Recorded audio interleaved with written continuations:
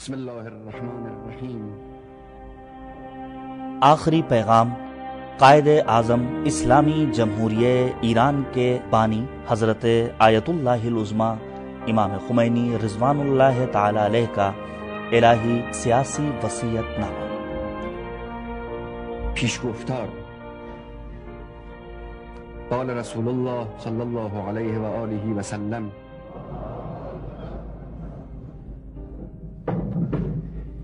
انی تارک فیکم الثقلین کتاب اللہ وعترتی اہل بیتی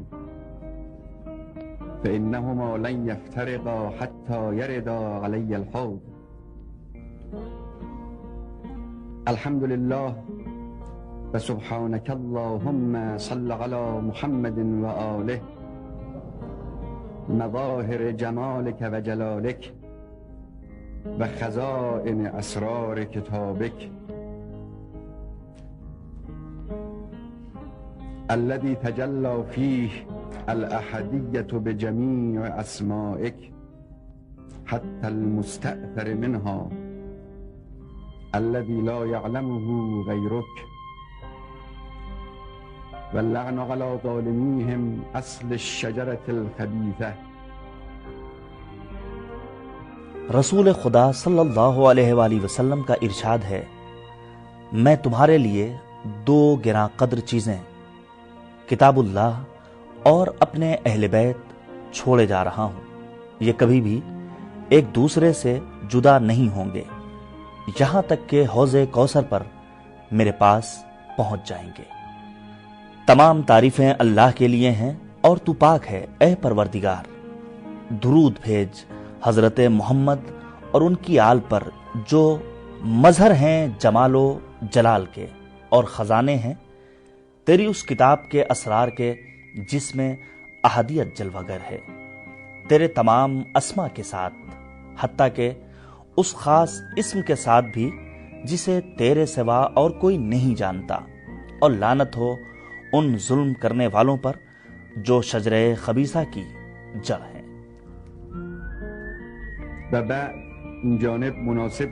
مناسب سمجھتا ہوں کہ ثقلین کے بارے میں نہایت اختصار کے ساتھ کچھ عرض کروں، لیکن ان کے غیبی، معنوی اور عرفانی پہلوؤں پر روشنی ڈالنا مقصود نہیں ہے، اس لیے کہ اس رخ سے مجھ جیسے کے لیے کم از کم قلم اٹھانا دشوار ہے، اور ان کی شان میں جسارت بھی ہے، کیونکہ ان کی تجلیاں عالم ملک سے ملکوت اعلیٰ اور وہاں سے بزم لاہوت تک گویا ساری کائنات کو اپنے احاطے میں لیے ہوئے ہیں۔ یہ وہ حقائق ہیں جن کا سمجھنا ہم لوگوں کے بس کی بات نہیں ہے، اگر ناممکن نہ صحیح تو کم از کم طاقت بشری سے بالاتر ضرور ہے، اور نہ ہی ثقل اکبر اور ثقل کبیر سے بچھڑ جانے کے بعد انسانیت پر جو گزری ہے اس کا تذکرہ کرنا چاہتا ہوں۔ بلا شبہ ثقل کبیر ثقل اکبر سے سوا ہر چیز سے عظیم تر ہے، کیونکہ وہ تو اکبر مطلق ہے۔ اس وقت میں ان مصائب کو بھی بیان کرنا نہیں چاہتا جو ثقلین قرآن و اطرت پر دشمنان خدا اور مکار و عیار طاغوتیوں کی طرف سے ڈھائے گئے ہیں، بلکہ میں اپنی مصروفیت اور معلومات میں کمی کے سبب ان سارے حوادث کو قلم بند بھی نہیں کر سکتا، صرف سرسری طور پر کچھ حوادث کا تذکرہ کر رہا ہوں۔ شاید کہ یہ جملہ لن یفترقا حتی یرد علی الحوض اس حقیقت کی طرف اشارہ ہو کہ رسول اللہ صلی اللہ علیہ وآلہ وسلم کے وجود مقدس کے بعد ان میں سے ایک پر جو گزری ہے وہی دوسرے پر گزری ہے، اور یہ دونوں قسمہ پرسی و بے کسی کے عالم میں حوض پر رسول خدا کی خدمت میں پہنچ جائیں گے۔ اور کیا یہ حوض وحدت سے کثرت کے جا ملنے اور سمندر میں قطروں کے ضم ہونے کی جگہ ہے یا کوئی اور چیز جس تک انسانی عقل و عرفان کی رسائی نہیں؟ بلا شبہ مرسل اعظم صلی اللہ علیہ وآلہ وسلم کی ان دو امانتوں پر ستم گروں نے جو ستم ڈھائے ہیں وہ صرف انہی دو پر نہیں بلکہ یہ مظالم ساری ملت اسلامیہ پر ہوئے ہیں، کہ جن کے بیان کرنے سے قلم عاجز ہے۔ یہاں اس بات کا ذکر ضروری ہے کہ حدیث ثقلین مسلمانوں میں حدیث متواتر کی حیثیت رکھتی ہے، اور اہل سنت کی صحیح ستہ کے علاوہ ان کی دیگر کتابوں میں مختلف مقامات پر الفاظ میں تھوڑی بہت تبدیلی کے ساتھ رسول اللہ صلی اللہ علیہ وآلہ وسلم سے مروی ہے، اور یہ حدیث شریف تمام انسانوں خصوصاً مسلمانوں کے سارے فرقوں کے لیے حجت قاطعہ ہے۔ لہذا تمام مسلمانوں کو جن پر اس حدیث کے ذریعے اتمام حجت ہو چکی ہے، جواب دہی کے لیے تیار رہنا چاہیے۔ سادہ لوگ عوام تو معذور سمجھے بھی جا سکتے ہیں، لیکن ان کے مذاہب کے علماء کے لیے کوئی گنجائش باقی نہیں ہے۔ اب آئیے یہ دیکھیں کہ خدا کی کتاب پر جو الہی امانت اور پیغمبر اکرم صلی اللہ علیہ وآلہ وسلم کا ترکہ تھی کیا گزری ہے۔ حضرت علی علیہ السلام کی شہادت کے بعد سے ایسے افسوسناک مسائل شروع ہو گئے جن پر خون کے آنسو بہانا چاہیے۔ خودخواہوں اور طاغوتیوں نے قرآن کریم کو اپنی قرآن دشمن حکومتوں کے لیے ایک وسیلہ بنا لیا، اور قرآن کے حقیقی مفسرین اور اس کے حقائق سے باخبر ہستیوں کو، جنہوں نے پورا قرآن پیغمبر اکرم صلی اللہ علیہ وآلہ وسلم سے حاصل کیا تھا، اور جن کے کانوں میں انی تارکم فیکم الثقلین کی آواز گونج رہی تھی، انہیں اپنے سوچے سمجھے منصوبوں اور مختلف بہانوں سے پس پشت ڈال دیا، اور اس طرح انہوں نے اس قرآن کو، جو حقیقی معنوں میں انسانیت کے لیے حوض کوثر پر پہنچنے کا ذریعہ اور مادی و روحانی زندگی کے لیے عظیم دستور کی حیثیت رکھتا تھا اور ہے، عملی زندگی سے دور کر دیا، اور اس طرح عادل و منصف حکومت کی راہ بندی کر دی، درحالی کہ قرآن کا مقصد اصلی ہی حکومت الہیہ کی تشکیل کرنا تھا۔ ان لوگوں نے دین خدا اور کتاب و سنت الہی سے انحراف کی بنیاد رکھی، پھر بے راہ روی یہاں تک پہنچ گئی کہ قلم اس کے ذکر سے شرم محسوس کرتا ہے، اور یہ ٹیڑھی بنیاد جوں جوں اوپر اٹھتی گئی،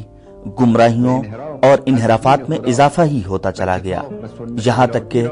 وہ قرآن کریم جو دنیا والوں کی رشد و ہدایت اور تمام مسلمانوں بلکہ سارے کنبے انسانی کو ایک مرکز پر احدیت کے مقام بلند سے کشف تام محمدی پر نازل ہوا تھا، تاکہ انسانوں کو اس مقام تک پہنچائے جہاں انہیں پہنچنا چاہیے۔ علم الاسماء کے اس مظہر انسان کو شیاطین اور طاغوتوں کے شر سے نجات دلائے، کائنات کو عدل و قسط سے معمور کرے، اور حکومت کو معصومین اولیاء اللہ علیہم صلوات الاولین والآخرین کے حوالے کرے، تاکہ وہ اس حکومت کو ایسے شخص کے سپرد کر دیں جو انسانیت کے لیے مفید ہو۔ لیکن ان خود پرستوں اور طاغوتیوں نے اس قرآن کریم کو میدان سے یوں ہٹا دیا جیسے ہدایت کے سلسلے میں اس کا کوئی کردار ہی نہ ہو، اور نوبت یہاں تک آ پہنچی کہ قرآن کریم ظالم حکومتوں اور طاغوتیوں سے بھی بدتر خبیث ملاؤں کے ہاتھوں ظلم و فساد کی برقراری اور دشمنان خدا نیز ظالموں کی بدعمالیوں کی توجیہ کا ذریعہ بن گیا۔ مگر ہائے افسوس کہ سازشی دشمنوں اور جاہل دوستوں کے ہاتھوں یہ تقدیر ساز کتاب صرف قبرستانوں اور مرنے والوں کے اصالہ ثواب کی مجالس تک محدود ہو کر رہ گئی، اور ابھی تک یہی صورتحال ہے۔ اگرچہ اس قرآن کریم کو تمام مسلمانوں اور سارے انسانوں کی یکجہتی کا ذریعہ اور ان کی زندگی کا لائحہ عمل بننا چاہیے تھا، لیکن اس کے بجائے وہ تفرقہ و اختلاف کا باعث بن گیا، یا مکمل طور پر عملی زندگی سے ہٹا دیا گیا۔ لہذا یہی وجہ تھی کہ اگر کسی نے اسلامی حکومت کی بات کی یا سیاست کا نام لیا تو گویا اس سے کوئی بہت بڑا گناہ سرزد ہو گیا ہے۔ سیاسی ملا کا لفظ بے دین ملا کے مترادف ہو گیا تھا اور آج تک یہ صورتحال باقی ہے، جبکہ اسلام رسول خدا صلی اللہ علیہ وآلہ وسلم اور قرآن و سنت کے عظیم کردار اس سے چھلک رہے ہیں۔ حال ہی میں بڑی شیطانی طاقتوں کی اعلی کار اور اسلامی تعلیمات سے بے بہرہ نام نہاد اسلامی حکومتوں نے مقاصد قرآن کو مٹانے اور بڑی طاقتوں کے شیطانی عزائم کو پائے تکمیل تک پہنچانے کے لیے قرآن کریم کو خوبصورت رسم الخط میں چھاپ کر اطراف و اکناف عالم میں روانہ کیا ہے، اور اس شیطانی ہیلے سے قرآن کریم کو عملی زندگی سے نکالنے کی کوشش کی ہے۔ آپ کو یاد ہے کہ محمد رضا خان پہلوی نے قرآن کریم شائع کرایا تھا تاکہ عوام پر اپنی گرفت مضبوط رکھے، اور بعض مقاصد اسلامی سے بے خبر ملا قرآن کی اس اشاعت پر اس کے مداح بھی تھے۔ یہی حال شاہ فہد کا بھی ہے، اور وہ بھی ہر سال عوام کی بے پایا دولت کا وافر حصہ قرآن کریم کی طباعت اور قرآن دشمن مذہب کے تبلیغی زرخریدوں کے لیے خرچ کرتا ہے، اور سراپا بے بنیاد اور خرافاتی مسلک وہابیت کی ترویج کر کے بھولی بھالی قوم کو بڑی طاقتوں کی گود میں پہنچا رہا ہے، اور اسلام عزیز اور قرآن کریم کو مٹانے کے لیے خود اسلام اور قرآن کریم کا سہارا لے رہا ہے۔ ہمیں اور ہماری قوم کو جو سرتاپا اسلام اور قرآن سے وابستہ ہے فخر ہے کہ وہ ایک ایسے مذہب کی پیرو ہے جو یہ چاہتا ہے کہ ان حقائق قرآن کو جو سراسر وحدت مسلمین بلکہ وحدت انسانیت سے معمور ہیں، مقبروں اور قبرستانوں سے نکال کر انسانیت کے عظیم ترین نجات دہندہ کی حیثیت سے عوام میں روشناس کرائے، اور ملت اسلامیہ کو ان تمام بندشوں سے جو اس کے ہاتھ پاؤں اور قلب و عقل کو جکڑے ہوئے ہیں اور اسے فناؤ نیستی اور سامراج کی غلامی کی طرف کھینچے لیے جا رہی ہیں،